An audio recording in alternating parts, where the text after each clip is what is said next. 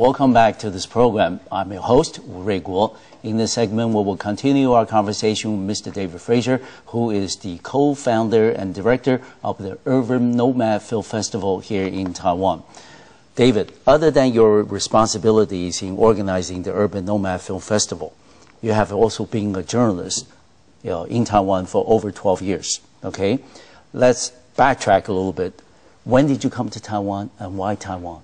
Okay, I came to Taiwan in 1995. Okay.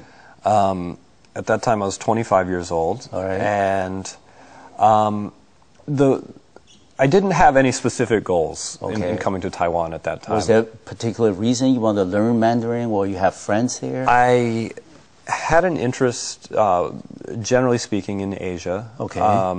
I wanted to come to a country here, learn a language. All right. I chose Taiwan because Chinese culture is, in many ways, the oldest culture in East Asia and the root culture of East Asian culture. Of course. And so I decided, okay, I'll come to Taiwan and learn Chinese. At that time, it was much more convenient, say, to live in Taiwan than to go to mainland China. Exactly. Because on one hand, it was also possible to get a job here and support yourself as you were studying. So I came to Taiwan, and then within a few years, I began to get writing work. Okay. And started out working for different local publications, Chamber of Commerce publications, trade magazines, and so forth. And then in 2000, I became a features writer for the Taipei Times. Okay, terrific. And what were some of the key that you can think of in terms of writing stories for the foreign readers, who are interested in Taiwan? Are you talking about foreign readers here within Taiwan, or not necessarily all over the world? Well, what would be some of the keys that in your years of covering Taiwan that you will identify as important? Mostly, well, I would say I've been, active in many areas of journalism. Okay. Lately, I've sort of precipitated into the culture field, which is my natural interest. I studied fine arts in college as a liberal arts major. Yes. So I've been writing about music, film, and arts. These three topics at various times. But early on, I also wrote about business. I did general interest features, and so on. But I would say one thing among young expatriates who come to Taiwan, immediately when they get here, the first thing they want to find out about is what's the music scene like, right? Because this directly affects their social life. Of course, and that would probably ease some of the apprehension they may have before they arrive in a strange place or a foreign place. Yes. Right. Because I mean, we were talking before about the urban nomad, the sort of network community. So it's in high school, college, when you meet someone in the U.S., one of the first questions you ask after your name is, what kind of music do you like? Yes. Right. Sure. Taiwan, totally different. It's how much is your salary or something like that. But, where'd you go to school? Okay.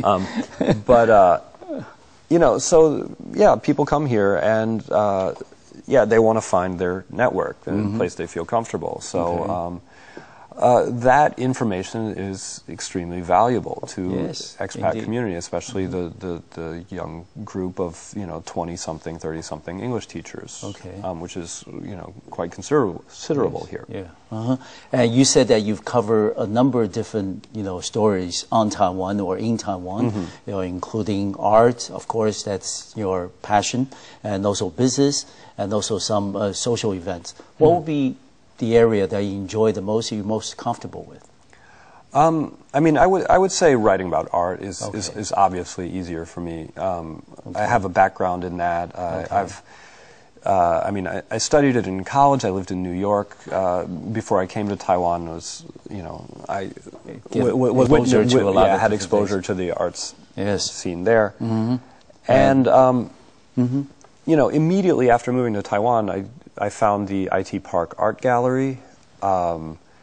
I became friends with some of the artists there. That's the oldest artist-run space. It was the first gallery to show sort of conceptual and experimental work, installation art in Taiwan. It's been going for more than 20 years now. Terrific. Yes. You know, and so ever since that time, I've known people involved in the art scene here. So that's an area where I'm extremely comfortable. Okay. When you covering stories about Taiwan, did you ever meet any difficult challenges, or in the undertaking an assignment that you're not particularly familiar with or comfortable with?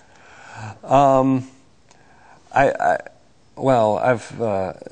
are always weird things that happen. I mean, Taiwan has actually been a friendly place. The stranger stories would be, one time I got flown to China to cover a bicycle factory opening. Okay. And I got stuck in Shenzhen, and I didn't have any money, and it was impossible to change money, and I didn't know where the hotel was. Okay. I mean, things like that. Okay. But Taiwan hasn't been so bad. I would see the stories as more opportunities for a challenge rather than a difficulty. A difficulty, yeah. Okay.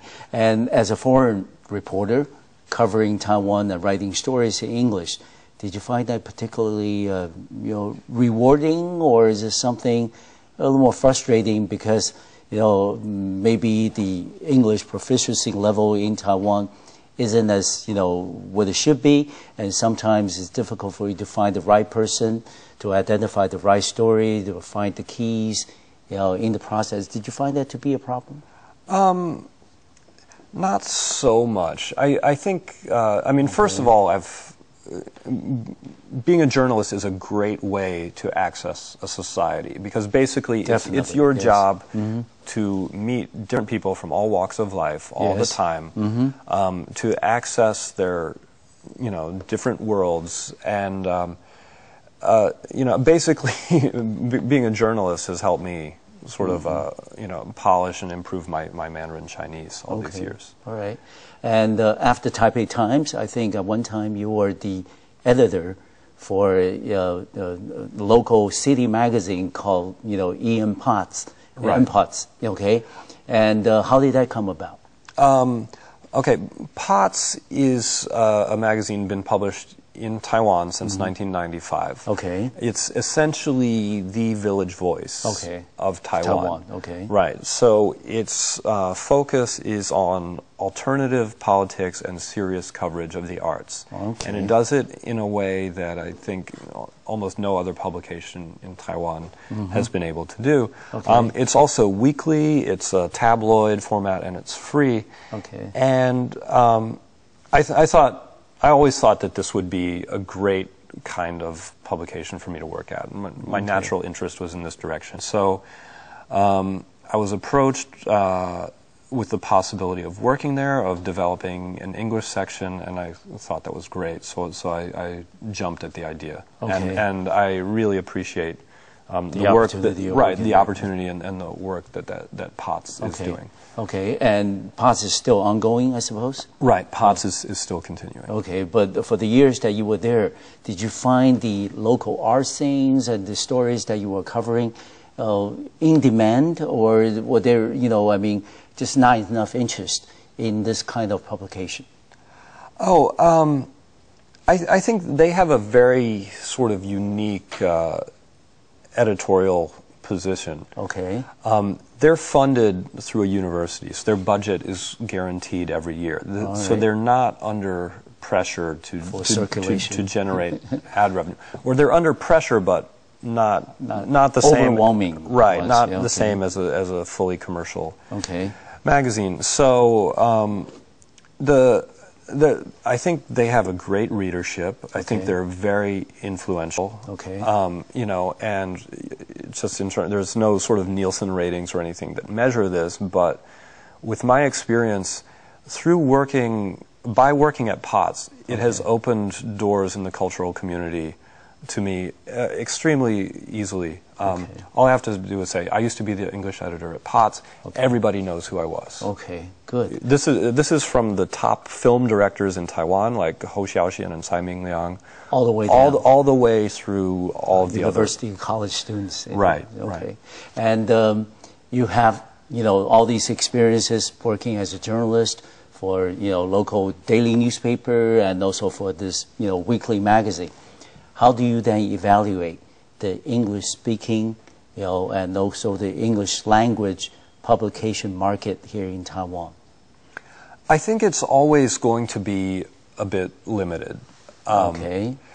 Basically, I'm not sure the exact size of the expat community in Taipei, but of the sort of, North American or European-based expats, you're talking about, say, under 50,000, which is not a huge market. That's a small town. No, right? Yes.